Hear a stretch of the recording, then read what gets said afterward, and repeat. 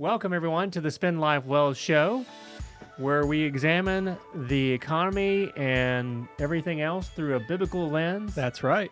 Talk about your personal finances. I'm Certified Kingdom Advisor Mark Trice. I'm glad you've chosen to join us today. I'm joined in the studio, as always, by fellow financial professional Jesse Hamilton. Hey, everybody. Welcome to the show. So, some of you may be thinking about buying and selling a home this year. Yes, we get a lot of people interested in that right now, and it's a difficult time. You know, the housing market slowdown is kind of rippling through the economy. Mm-hmm. And so we thought we'd get into it today and kind of explain some of the impacts that a slowing housing market has on everyone in different industries and things. And Right. maybe your decision to buy or sell a home. Today's verse is from Proverbs 3:5-6, which says, "Trust in the Lord with all your heart and do not lean on your own understanding. In all your ways, submit to him and he will make your paths straight." So today, like I said, we'll be discussing the housing market and all the ways this decline can be seen through the overall economy. Mm-hmm. And we thought it'd be relevant to talk about since we often have people asking advice on buying a new home or That's right. upgrading their home. We'll have financial plan families reach out and say, "Hey, is this a good idea? What do you think about this property? Can I afford this? Can I not afford it?" Definitely, David. David, your name's Jesse, right? It's my middle name. I was thinking about David. I don't know what David was doing something, but The biblical David. the biblical David, yes. And so it's a kind of a hard time right now, or a different time. It shouldn't be. Yeah. It's not hard. It's all relative. It's different than it was a few years ago to be a buyer or a seller. Mm-hmm. You know, we've had listeners that want to know, should I wait for the market to heat back up? Should I move when it's best for my family?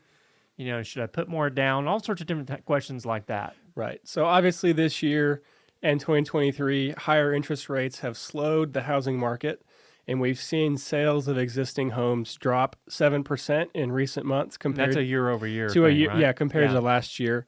And of course, this is November data, I believe. It comes out a few months late. Right. But this is having spillover effects into all other parts of the economy, you know, from hardware stores to furniture retailers, construction firms, real estate workers, lots of different people. I have not been visiting my local Ace Hardware as frequently as I used to. Yep. Not because I'm buying or selling a home. It's just I got too many other projects to do Yeah. that I don't need to buy tools and things like that. Mm-hmm. So, Jesse, you mentioned something about home sales. They fell to a 13-year low in October. Yeah, that's for existing homes. And why is that?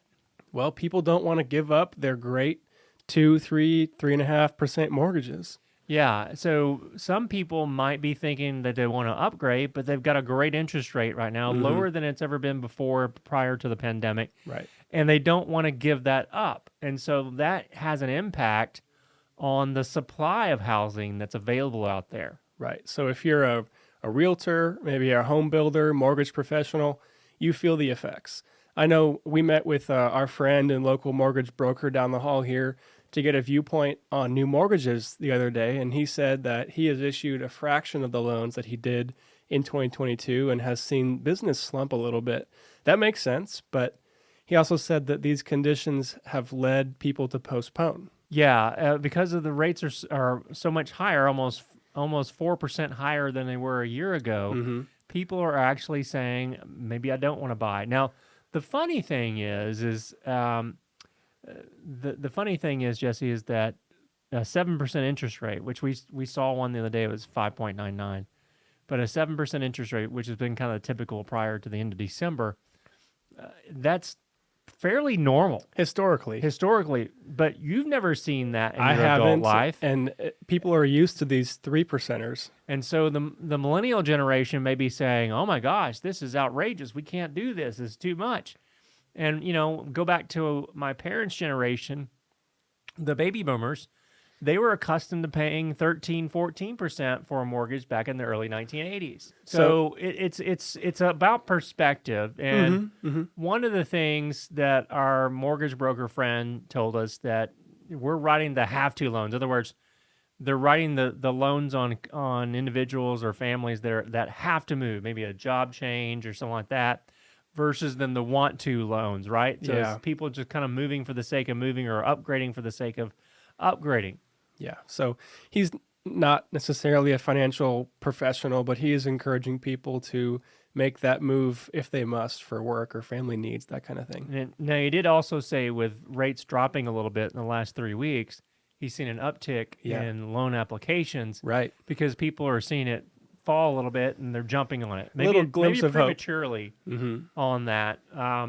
But when you're spending or moving less people are moving and upgrading their homes. There's also less spending on furnishings and things. That's right. So our first little category here is that furnishings down. So when you buy and sell, you don't need new couches to fill up that space. And furniture growth sales fell below zero in February of 2023, and it has not rebounded since. Yeah, that's folks saying, you know what, I can keep that sofa just a little bit longer. I really don't need a new dining room table right now, and so the impulse purchases and things with the economy being tight and Yeah. people less moving, because we have a tendency, if we upgrade the house to a larger home, we want to fill it with more stuff. Now, that's something we advise against here, and that's one of the things that we advise against for one of the reasons for buying home. A lot of people rationalize in their heads like, oh, we just want more space. But the reality is consumers behave in a way that they feel like they have to fill that new space with more stuff. Right, right. So we saw some research that the Home Depot CEO has reported consecutive quarters, 4 in a row, of comparable store declines. So these stores are seeing the impact of the reduction in people's spending on furnishing. Yeah. So, when you have, it has a ripple effect. It's lowering the amount of materials that manufacturers need. It's lowering the amount of gardening that people are doing. It's impacting suppliers Right. with this. So, Americans don't want to give up those low mortgage rates, so they're staying put. And this means significantly less furniture shopping unless you're remodeling or upgrading. Yeah, which we'll talk about in just a second. But Okay. our second point here is lower spending hits the jobs. So we're talking about workers in real estate and real estate tied industries. So if construction companies are building fewer homes, they don't need as many workers. That's right. And so that's having a direct impact on the construction industry. And it also has that ripple effect, employment growth in furniture retailers, building supply materials, and so forth. Appliances, though, those all fell below the 0% growth rate year over year in 2023. Yep. So they're actually shrinking a little bit.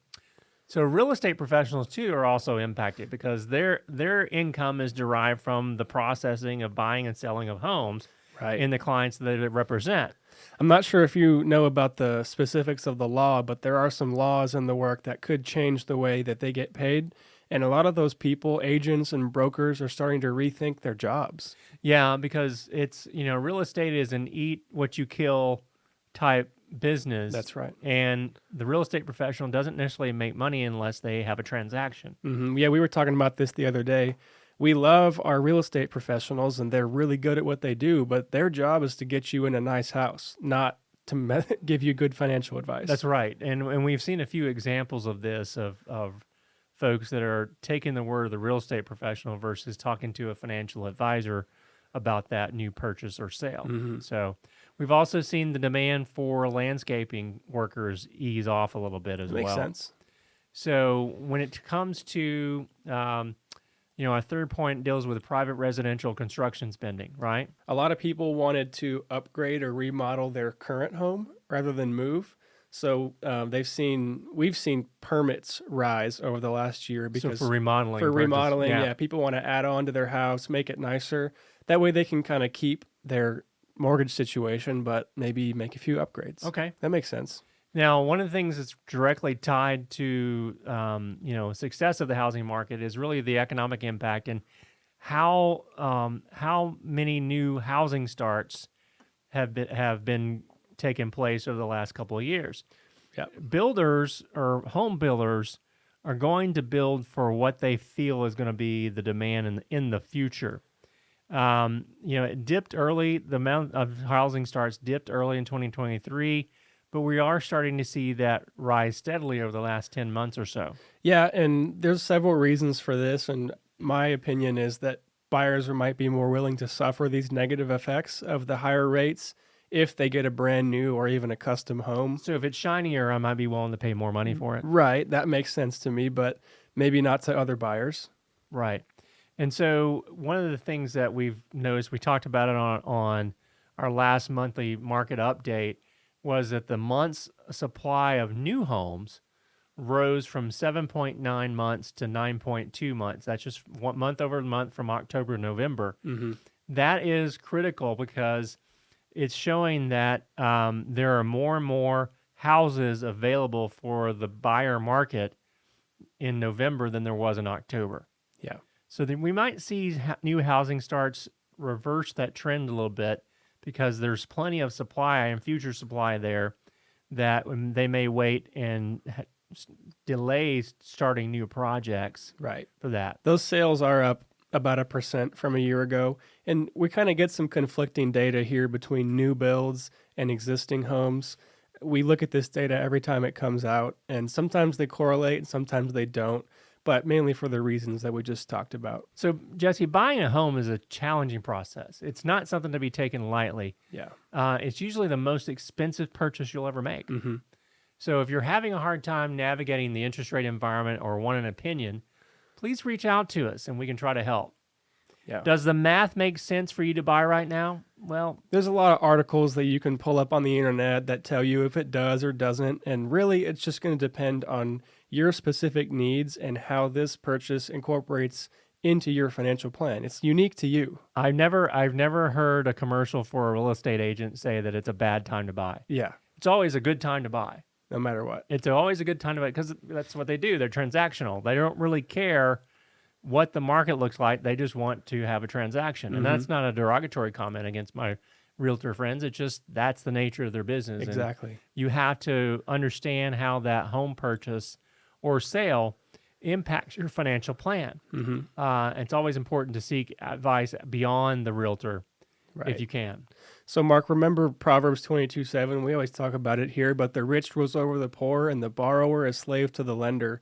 I just thought about how that has even more of an impact on people these days when you consider a higher interest rate mortgage than maybe you want. Yeah. And Jesse, I wish that there was a blanket statement where we could say, hey, this is when you should buy and here's how to do it. But we can't. Each family is different. Yeah.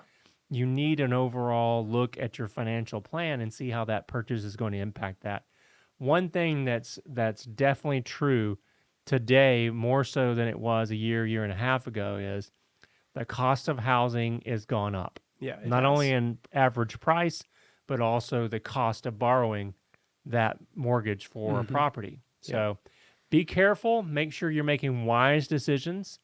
And make sure those are grounded in something that's going to be a positive impact for your financial plan. Yes, we would love to see people using scripture-backed advice on how to make these decisions. So, folks, as we wrap up, we encourage you to subscribe to our YouTube channel. And wherever you listen to podcasts, that's a good thing to do. We'd love it for you to give us a thumbs up and subscribe to our channel on YouTube. It helps us get a little bit better rankings so more and more people can see our podcasts. Yeah. You can also send us an email to info@clearvistafinancial.com. That's info@clearvistafinancial.com. Or, as always, send us a text. We respond to those usually within 24 hours. That number is 254-282-0495. We'd love to hear from you on this topic or anything else in the future. Yeah, we really want to hear what our listeners would like to hear in the future. And that text line, 254-282-0495, let us know you're coming from the show and you like or dislike something we said and whatever your comments are. So thanks for listening. Thanks for listening, folks. You have been listening to the Spend Life Well Show. Until next time, God bless and have a great week.